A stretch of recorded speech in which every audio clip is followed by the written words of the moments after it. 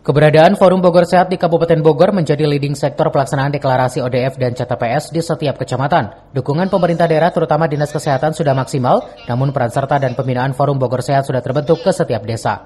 Sejak dikukuhkan beberapa tahun lalu, Forum Bogor Sehat seolah tidak maksimal menjalankan program tersebut. Target capaian masih rendah di bawah 50%, dan dari ratusan desa serta 40 kecamatan, 35%-nya deklarasikan program tersebut. Minimnya pembinaan dari Forum Bogor Sehat ke setiap desa setelah terbentuk tidak berjalan maksimal.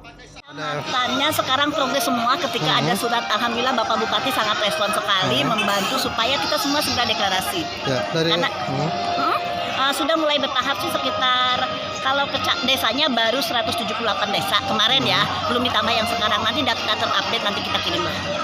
Peran serta dari forum itu sendiri seperti apa nih Bu? Forum memang kami sudah membentuk pokja di semua desa di 435 desa kelurahan, 40 kecamatan, tinggal bagaimana kita pembinaan dan mewujudkan stop buang air besar di seluruh Kabupaten Bogor. Karena itu adalah target utama kita, karena kita sekarang posisinya kemarin kan terbawa, mudah-mudahan sekarang bisa 100%. Dari Cibung Bulang, Kabupaten Bogor, Iman Abdurrahman melaporkan.